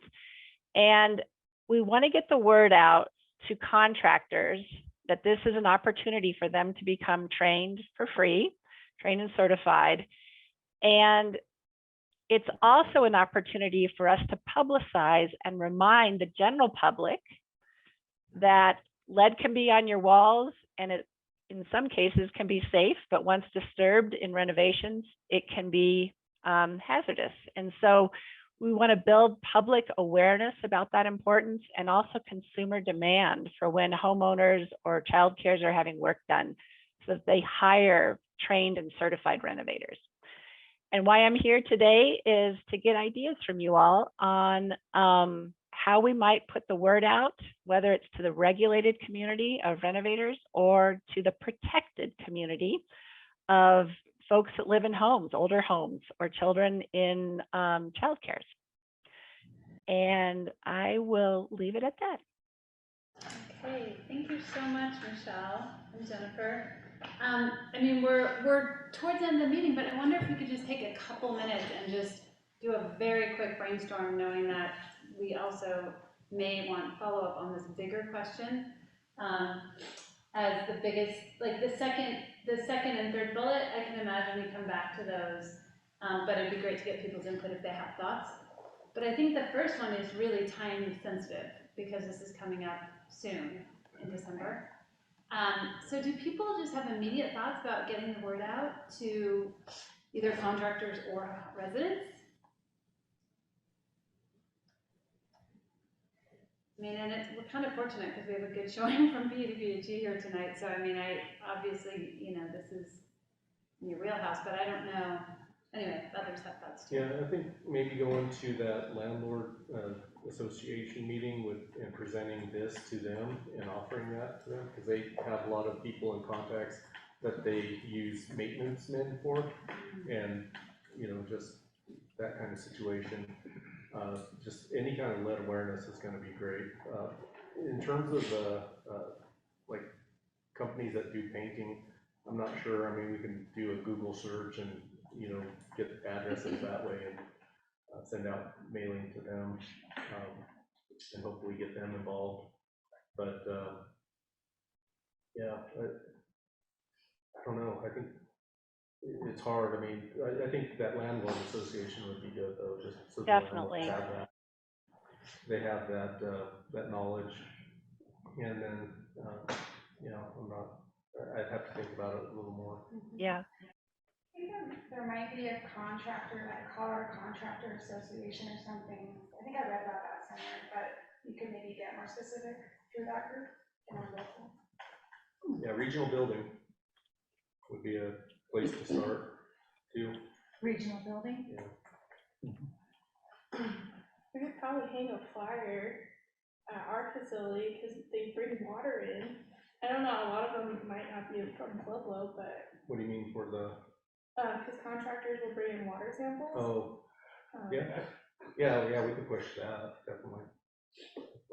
Right at the lab. So, I mean, I wonder, Jennifer and Michelle, following up with Erin and all the PDPHE people here, I wonder after the meeting, just to, you know, get the context, but also after you guys have a chance to kind of sit on it and think about other ideas in the next couple days, I wonder if that would, now that you all sort of have heard what this is about. Yeah, we'll definitely help push Yeah. outdoors or make phone calls. Absolutely. Do you happen to know how often the landlord association meets? Like, is there a chance they would be meeting I between think it's now and? monthly too. I think everyone. Great. That'd be great. Okay. What about the other topics? I know we're at the very end here, so I don't want to keep people over, but any other immediate thoughts on what are your biggest concerns that go beyond the smelter and mining waste? And Velma, are you still, Velma's still here, right? Because I feel like, I can imagine Velma, you having a lot of thoughts about this and being kind of an expert for them to consult. Velma, I know you're on mute, but what are your thoughts on that?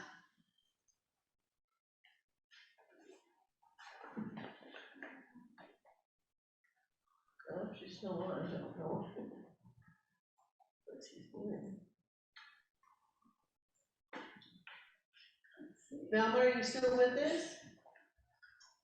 Sometimes she's double booked at the end of this. Yeah, she might be.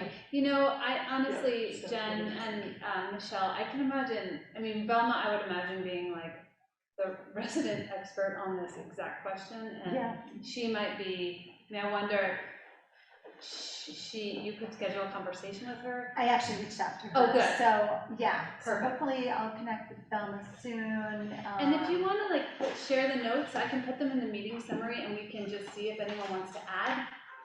Who gets the meeting summary and just put out a note. Well, the other thing I want to mention, so our contacts are on the last slide. So if you want to show the last slide that has my email and Michelle's email, and please get in touch with us because, you know, the other thing I want to do is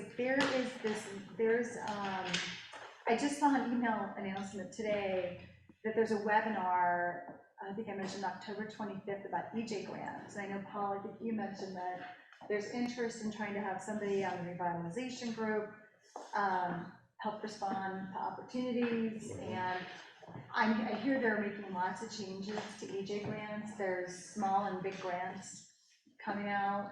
There's right now, we're in the middle, there's a deadline coming up really soon for a big mega grant.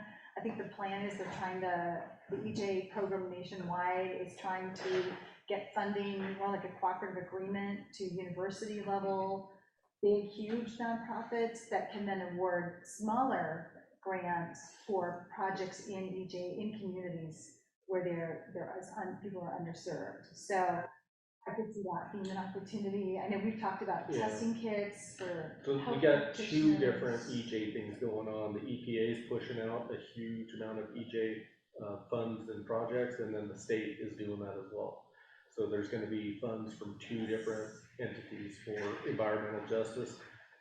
Pueblo ranks #1 on the Colorado Enviro score for most heavily burdened community in Colorado. So we're in line for funding if we could put something together as a,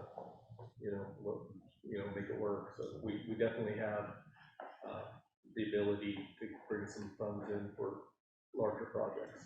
And I would highly recommend the October 25th webinar. I think I just emailed it to you. I just got it, thank you. And if you can share it with Paul or, others, definitely want to spread the word. Now for the environmental justice one for the EPA, are entities that are 501c3 or just community grassroots, will they be able to apply for that? Or do you have to? My understanding is there's some small opportunities coming out. I don't know if they've been announced yet for EJ for smaller nonprofits, but like I said, there's this bigger effort to just try to get like these large agreements that then we can go out and do seeds. They'll be fun. You've been talking about that for a while. Yeah, that's with the Colorado one. We're getting ready to launch the Colorado EJ funding source. So the first year, it's going to be $1 million that we have available to out, and then each year is going to grow. So next year, I think it'll be 60% of the air quality fines that are placed throughout Colorado, and then I don't know, it grows incrementally every year, and then in 3 years, I think we'll have 100% funding for any of the fine money. And the environmental justice communities are going to be first in line for that. You have to be in the top 20%. And so, again, we are #1 on that list. It's a huge So, Erin, if you, and especially after the October, I mean, I want to wrap up the meeting because now we're 5 minutes over, but if you and others, especially after the October webinar, want time on the next CAG agenda and want to sort of put out to the steering committee, like here are some things we'd like to talk about, or just take a little time to brainstorm, whatever, just reach out and I'm happy to float it with the steering committee. And anyway, I mean, it's super exciting, and especially it goes to the CAG's whole ongoing point that's well taken about silos and not being too siloed. So I think it's just exciting. Great. Yeah, this collaborative that you have going on, I think it's a huge starting place for, all these entities talking, because we're working on the same stuff. We want to get to the same, end result. That's exactly it. And it's a starting place. And I'm optimistic. And, like I said, we've at least got multiple programs both within our region, at the state, ATSDR is engaged. yeah, I think there's a lot of potential, so. Yeah, thank you for the opportunity. Thank you both. And if anyone wants to continue this conversation when you've had some time to think about it, then let me know again. We can schedule time. So before we leave, just in this last 30 seconds, I made a note in terms of the November tag, which will be online, which will be via Zoom, that, you know, we may have a lot to talk about in terms of the IC ordinance, if that's ready to go, and we could devote most of the meeting to that. Does anyone have anything else that's like burning that you'd really like to see on the agenda for that meeting? And otherwise, I think we'll see I'll, you know, talk with EPA and the state, and we'll see kind of what's happening, but I think I think we should keep an eye on the IC ordinance draft and see if that's going to be timely. Okay. Yeah, Aaron. You didn't tell us your good news. Oh my God, we have to stop recording so I can like not. Oh, okay. My son, once he's like 16, he'll be like, "You shared what?" Anyway, I shared how I'm excited with the fall. That was my which is true. Yeah. Something on OU1 I forgot to share when I was doing my updates. So with the background or the expansion of the study area, those 66 properties, we are additionally doing this background study that it's like a model of how, if the smelter was running back in the day 100 years ago, it sent stuff into the air, how that fell down. So it's called an air dispersion model. So it's not actually collecting samples right now, but it's like historically, how would it have fallen? So we're going to be doing that. I forgot to mention it, and I wanted to make sure that I shared that. We'll have it in the notes, but I just completely forgot about it. So I want to mention it. And we can also, in November, you can explain. Yeah, I think we'll have more on it once it's actually been done. There's data to share, but wanted to say this is happening, so you're not surprised when we have something new to share. Okay, thank you. Duly noted. Thank you, everybody, so much. Have a wonderful night. Anything online that we need to know about? No, good. Okay, thank you, people on the Zoom, for bearing with us. It's never as fun to be remote, but Thank you all. thank you. Thank you. Bye. See you tomorrow. Okay. And for those in the room, we're gonna leave nicely so Jason can close up the building and then walk outside. Only if you do all those. I love those gestures. Thank you. Thank you.